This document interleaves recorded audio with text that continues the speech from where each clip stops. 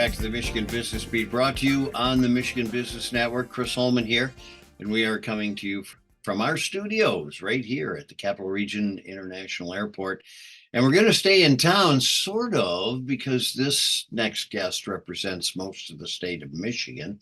Kim Hafley is here with us. She's the Director of Marketing and Recruitment at Foster Swift, Collins, and Smith, with offices in Detroit, Southfield, Grand Rapids, Holland, St. Joe. Did I leave anybody out? Oh, Lansing. No, Lansing.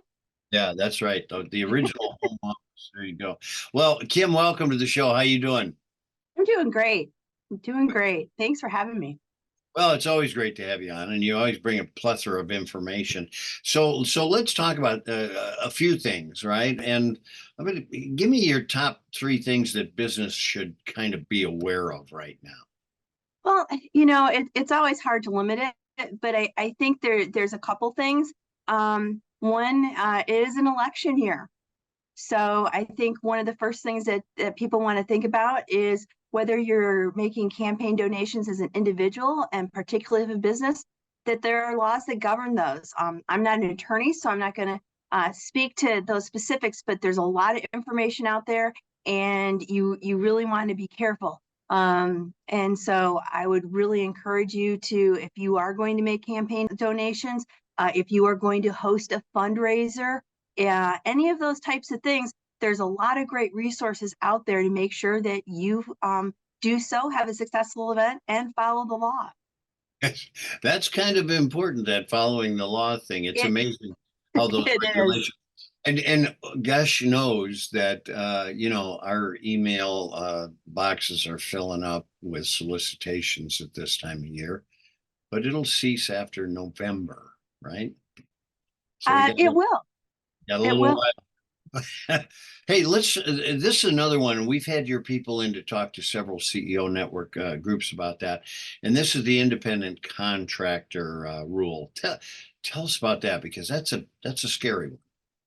You know what? It is a scary one. And I think over the last few years, we've seen the definition of independent contractor become more narrow, more defined. And candidly, both the Department of Labor and the IRS are looking to make sure that businesses are adhering to the new guidelines. And for those that you may not know, there is a new NLRB ruling that went into effect in March that now has 6 rules, and it does have a major impact on those businesses that have independent contractor relationships.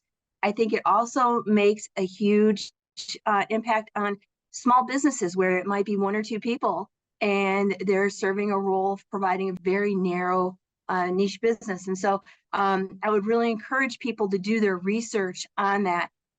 We have had, as you mentioned, Chris, we do a lot of speaking. If anybody goes to our website, there's both video and articles on those 6 specific rules and how they might apply to your individual situation. But there again, the law is always complex, and an attorney's most common first response is, it depends. So always be cautious. It really, seek out an attorney who's very well versed in employment law so that they can guide you.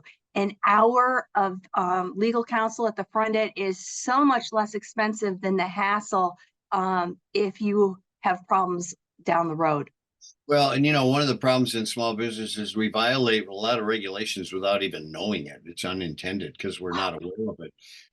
Another thing is that Transparency Act, and I don't know if you want to comment on that, but that's another place I would say, hey, get a hold of an attorney. Oh, absolutely. The Corporate Transparency Act is, for any of your listeners who may not be aware, went into effect so that new businesses that were formed after January 1 of 2024 have to file by April 1st.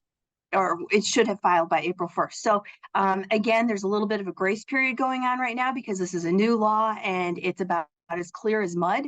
But there's also a federal circuit court that ruled it unconstitutional for one type of client. So everybody's kind of in a holding pattern. But again, plausible deniability isn't always a good defense. So again, if you have concerns about the Corporate Transparency Act, contact a business attorney. We have a team here at Foster Swift that's pretty much all they're doing right now. And I would really encourage people, again, a little preventative maintenance ahead of time can save you so many legal hassles down the road. Yeah, well, I was going to say that. Get up front with an attorney. Yeah, that phrase, plausible deniability. I love that. No longer can you just go, I didn't know. Yeah. Doesn't work. All right. No, it really doesn't. And Chris, I know you do a lot of international business as well, and it really doesn't apply when it comes to international business. Oh, you're absolutely right. And of course, they posture this as they're trying to find money laundering, et cetera, et cetera. There's probably some other overtures that should be paid attention to, but get an attorney. That's the best thing you can do. Kim Hafley, Director of Marketing and Recruitment with Foster, Swift, Collins, and Smith, taking care of, let me cover it all, most of Michigan. All right. Thanks for being with us. Thanks, Chris. Take care. All right. You too. You're watching the Michigan Business Beat on the Michigan Business Network. I'm Chris Holman.